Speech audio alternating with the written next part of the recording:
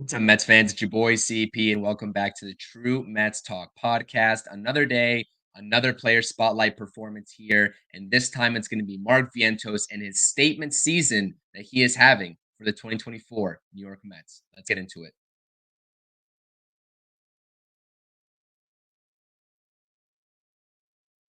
All right, before we dive fully into this video, as always, if you like these player projection videos on the True Mets Talk podcast, hit that thumbs up on this video. It helps me out a lot. If you have not subscribed to the channel and you like the format of these videos and you want more pre-games, post-game streams, series previews, and more player projection videos just like this one, hit that subscribe button and also hit the comment section down below and tell me, what are your thoughts and opinions as a Mets fan regarding Mark Vientos, not only in comparison to what we were talking about Mark Vientos being prior to the season starting and seeing what he is now, but also where you see him at for the New York Mets in the future, right? Because I think that at the end of this video, I'm going to tell you all he's going to be here for a very long time. But it's important to sort of realize how we got to this point of Mark Vientos absolutely making this statement year in 2024.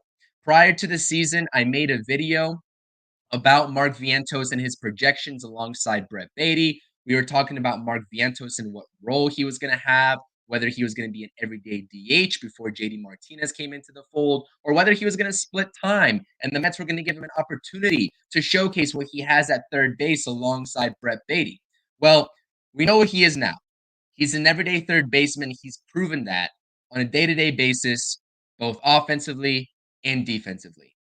And we have to sit here and look at a comparative analysis. And I will link the video that I did many, many months back so you all can get a little bit of a picture of how I spoke about Mark Vientos back then versus, how I'm speaking about him right now.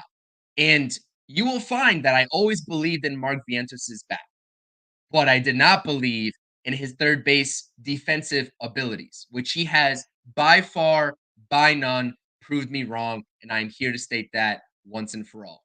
But you take a look at the Zips projections or the Steamer projections or whatever other projections that these websites and these algorithms throw out there, and you took a look at what they had for Mark Vientos going into this season, and we will get into it. He has absolutely blown right by every single expectation and every single projection. You see here at the beginning of the season, Zips, the projection tool used by Fangraphs, had him at a 238 batting average across 121 games played, an even 300 on base percentage, a 728 OPS, and 20 home runs. And we are going to get into this analysis right now on how he has done so much better than these numbers that he was given prior to the season starting. So let's take a look at that right now. You see here, here's the 2024 outlook for Mark Vientos, split by halves. You have the first half numbers, the second half numbers, and then you have your 2024 numbers in general for Mark Vientos. You see here in general, with 5 games left to play, he's already appeared in 107 games for the New York Mets. The on-base percentage is way above that even 300 that we just saw on the prior screen at 328, and the OPS is 851, way above what we just saw as well at 728 on the previous screen. Again, let me go ahead and show you this versus this and what he was just projected at before the season started. So night and day different. And you see here, obviously Mark Vientos had a pretty decent spring training. I would call it decent, and I would call it exactly what I expected, when spring training was here, in terms of the production value that we were going to get potentially consistently out of Mark Vientos for the course of 2024. If you all don't remember, he had 58 plate appearances in spring training. He hit 5 home runs in those 58 plate appearances, which is a great production line and a great outlook of what he could get in terms of the power numbers and the home run numbers over the course of a season where he would have 250, 300, 350 at bats. So the power was always there, and he showed that off in spring training. But what everyone was concerned about, and me not so much, but I know a lot of other people talking about Mark Vientos at that time were concerned about, were his strikeouts. In those same 58 plate appearances with those 5 home runs, he had 19 strikeouts. Obviously, that rate is quite high, but that's who Mark Vientos is, and we'll talk about that here in just a couple of slides, is that we have to be okay with Mark Vientos striking out. And I know that's not the same, and the same should not be said for every single player, obviously, but this is a new age of baseball. Players are striking out at unreal rates in order to prioritize the power. And as long as that power continues to show with Mark Vientos, I think we should be okay with that. And I know that sounds crazy, but again, that's the type of production he's had. That's the type of hitter he is and has always been. So why would we expect that to change as long as he's producing what's on your screen right here? You see here in the first half, obviously this has been a very adversity-filled season for Mark Vientos starting off in AAA after spring training was concluded, right? He finally gets his opportunity on April 28th, right? Within that week for the New York Mets to showcase what he had. Starling Marte at that time got placed on the bereavement list, and it was Mark Vientos' time to shine. He had a walk-off home run against the St. Louis Cardinals on April 28th, only to be sent back down to AAA on April 30th. And everyone was disappointed. Mark Vientos was disappointed, but he knew what the deal was because Mendoza and Stearns had told him in an interview that this would be happening regardless of what he did during his time with the Mets at that time. But again, look at the splits numbers and look at how he exploded onto the scene in the first half. 51 games, a 291 batting average, and nearly a 900 OPS. And I understand the second half values have kind of dipped off a little bit, but you still talk about an on base percentage over 300, and you still talk about an OPS over 800. I think it would be unfair to have expected Mark Vientos to keep that same pace that he did in the first half. And although the production value has dropped off just a tad in the second half, he is still one of the better third basemen in the entirety of the National League. And I can confidently say that.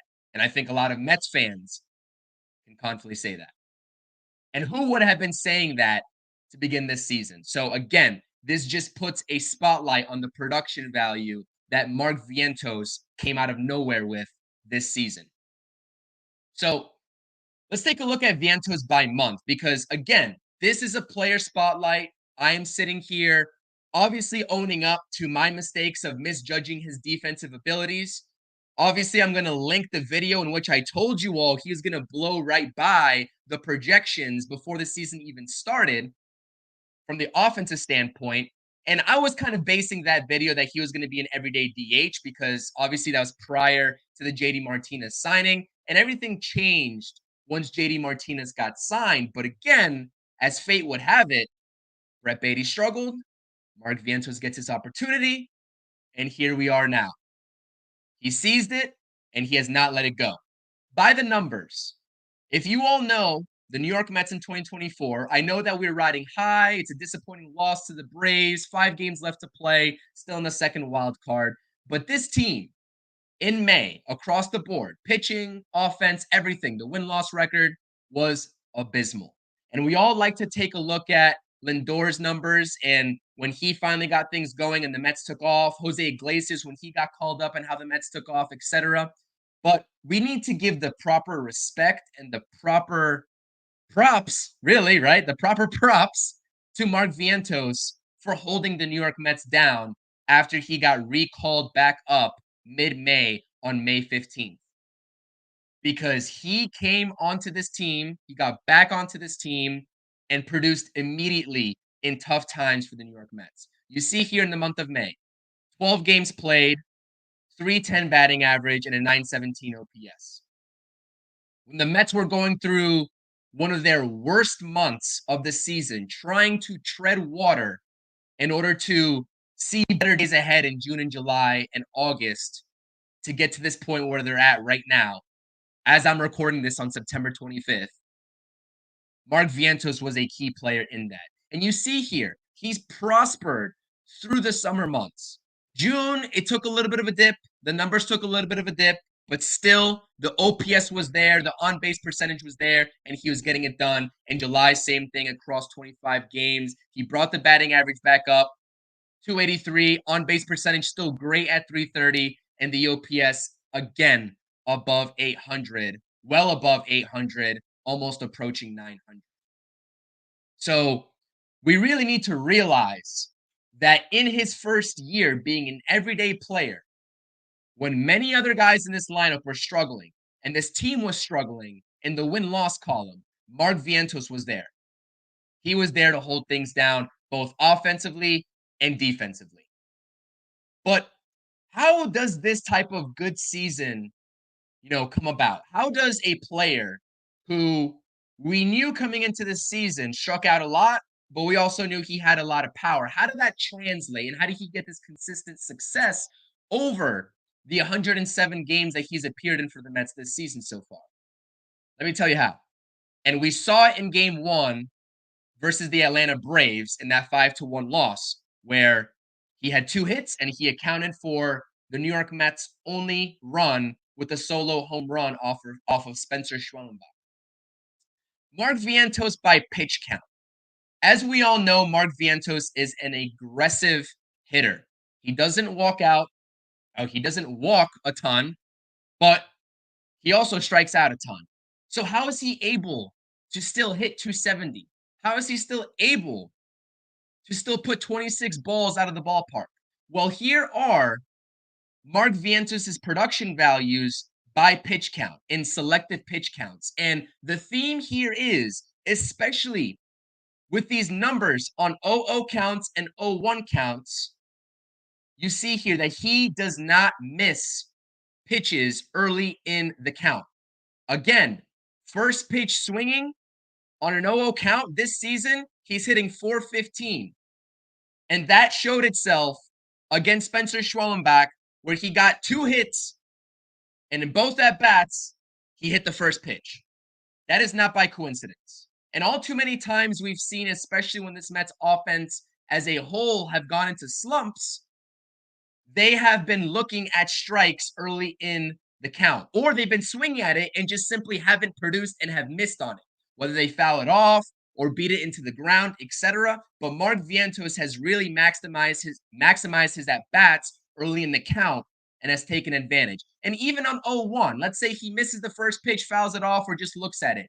If there's another strike coming 0-1, he's still going to go after it and he's still going to swing, because the primary idea here, the philosophy is you don't want to get to 2 strikes against opposing pitchers. And if you look at the counts and the production level with Mark Vientos with 2 strikes, they're not pretty. They're not pretty. Go to Baseball Reference. You can look at all of these numbers on my screen for yourself if you want to fact check me there. But again, you see here 0-1, batting average 460, OBP 447, and an OPS of almost 1,400 in 0-1 counts, being aggressive early in the count. And you see here for reference, obviously in hitters counts, whether it be 1-0 or 2-1, the white text down below, he also is very, very productive, respectfully, in those counts. So, again, going back to the strikeout rate, Mark Vientos' strikeout rate this season is still at 29.4%. You see the text in red. The MLB league average strikeout rate, K percentage, this season is 22.2%. So, again, I understand that strikeouts are not efficient. They're not ideal for most hitters, but for power hitters, especially prioritizing the long ball, prioritizing gap-to-gap power, the strikeouts are going to happen. That is a given. And that's a given with Mark Vientos. But again, even if you strike out at a higher clip like Mark Vientos does above the league average by 7% almost, you can still have success, which is the common theme of this player spotlight. So again, I love the way that Mark Vientos has taken his at-bats. I wanted to take you all into my mindset on all of these Mark Vientos at-bats that we've seen this season. As you all know, I preach, do not let first pitch strikes go by, attack it, and do something. And that's what Mark Vientos has done this season. And that's why he's had success, in my humble opinion. But again, he's not just doing this offensively. He's just not having a great season offensively. He's doing it with the glove as well. And again, on that side of the ball, I was totally wrong about Mark Vientos. So I wanted to make a little bit of a positive video for you all to view, especially if game 2 and game 3 in Atlanta gets rained down due to weather. I know that game 1 kind of took the life of some Mets fans. We talked about it in the post game. I'll link that post game stream, the vent session between Rob and I that we had. But I wanted to make a little bit of a positive video because this is a positive outlook. This is such a positive player spotlight.